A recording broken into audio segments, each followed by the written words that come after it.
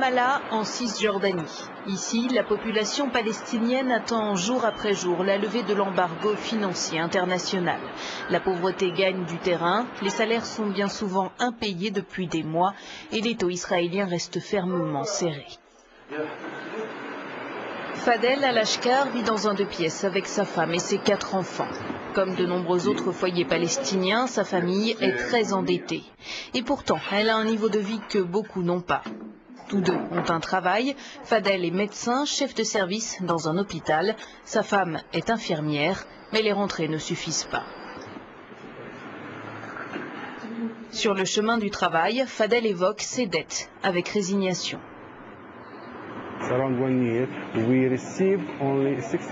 Depuis un an environ, nous recevons seulement 60% de notre salaire. Le propriétaire attend le loyer, la compagnie d'électricité attend, la compagnie des eaux attend, l'épicier aussi. Tous les fournisseurs connaissent le problème et attendent qu'on leur verse au moins une partie de leur argent. 5 shekels 50, l'équivalent d'1 euro, c'est le prix du litre d'essence. Un budget tragique que pas grand monde ne peut se permettre. À l'hôpital principal, les 440 employés sont en grève depuis 2 mois. Ils réclament le versement de leurs salaires impayés. Seules les urgences et les maladies chroniques sont traitées, comme ici dans l'unité de dialyse.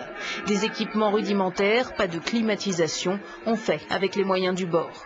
Une dialyse dure 4 heures, 22 patients viennent ici chaque jour depuis toute la Cisjordanie. Selon les jours et la situation sur le terrain, ils mettent 2 à 3 heures pour passer les postes frontières israéliens. Il arrive aussi que les médicaments financés par l'aide européenne restent bloqués aux postes frontières.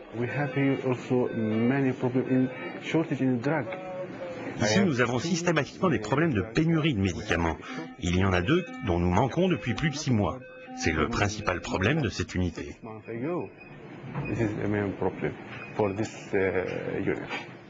L'Union européenne a interrompu son aide directe à l'autorité palestinienne à l'arrivée des radicaux du Hamas au gouvernement en mars 2006. Depuis, une partie de cette aide a repris, mais elle transite par un mécanisme indépendant. Il permet de maintenir l'approvisionnement en eau et en énergie des territoires. En revanche, en matière de santé et d'éducation, son application est bien difficile. Un an après le début de ce mécanisme temporaire, il n'y a toujours pas de médicaments dans les hôpitaux, il n'y a toujours pas de matériel dans les écoles.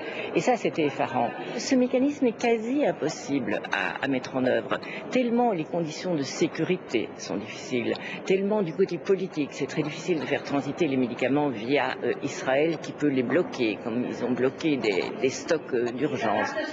La commission du Parlement européen en charge des affaires extérieures demande la levée des sanctions en signe d'encouragement envers le nouveau gouvernement d'union nationale qui regroupe désormais Fatah et Hamas. Pour cet eurodéputé, il y a urgence.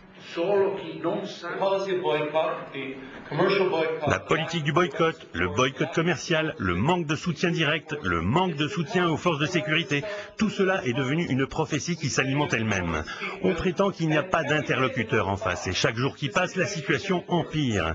Pour certains, plus la situation empire, mieux c'est, parce qu'ils peuvent dire, vous voyez, ce sont des fondamentalistes, vous voyez, vous ne pouvez pas marcher dans la rue sans le porter le voile, et en fin de compte, il n'y a effectivement personne à qui parler, et la démonstration est faite. En Cisjordanie et dans la bande de Gaza, le produit intérieur brut a chuté de 20% l'an dernier. De nombreuses personnes, en particulier les enfants, souffrent de malnutrition, une pauvreté qui nourrit la montée de l'extrémisme. La formation d'un gouvernement d'union nationale a temporairement désamorcé le risque de guerre civile, mais la crise financière demeure.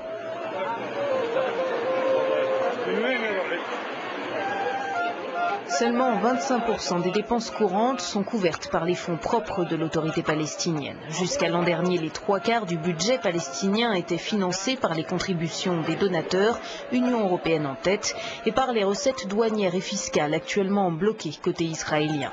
Depuis un an, l'État hébreu ne reverse pas à l'autorité palestinienne les taxes douanières et la TVA prélevées sur les importations, mais aussi les taxes prélevées sur les salaires des Palestiniens travaillant en Israël.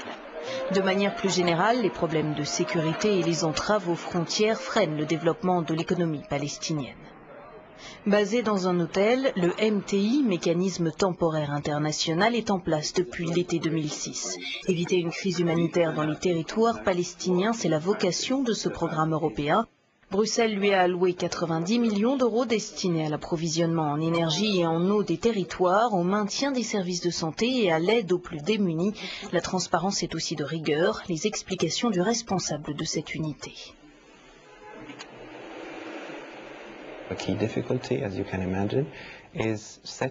La grande difficulté est de faire fonctionner un système qui soutienne directement 150 000 familles, qui paie les prestations de 77 000 fournisseurs de services publics directement sur leur compte bancaire et qui traite un nombre équivalent de cas de personnes en difficulté sociale à travers un système complexe de versement sur les comptes bancaires que nous avons dû élaborer et appliquer à travers toute la Cisjordanie et la bande de Gaza.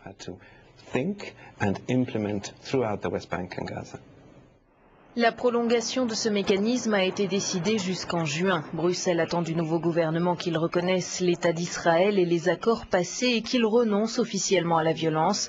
Leila Chaïd, déléguée générale auprès de l'Union européenne, insiste sur l'ouverture que représente la nouvelle équipe dirigeante, libérée des membres les plus radicaux du Hamas. Je pense qu'une chance historique se présente avec cette nouvelle coalition gouvernementale, une chance de rétablir les relations entre l'Europe et les Palestiniens. Car un an d'aide humanitaire indirecte qui a représenté quelques 700 millions d'euros, cela n'a ni contribué à la croissance en Palestine, ni aidé le président de l'autorité, mais plutôt renforcé le Hamas. Alors, quelle position doit prendre l'Europe? Au Parlement européen, Luisa Morgantini plaide ouvertement pour un rapprochement. L'Union européenne devrait reconnaître immédiatement le gouvernement d'unité nationale palestinien, reprendre les aides dans leur intégralité et surtout demander à Israël de restituer ce qui a été pris injustement, à savoir les taxes qu'il retient et qui sont des taxes palestiniennes. Et enfin, ouvrir les négociations de paix.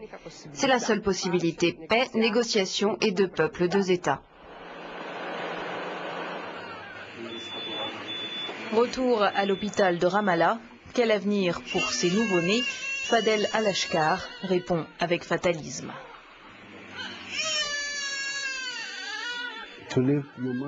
Pour vivre, vous devez subvenir à vos besoins quotidiens.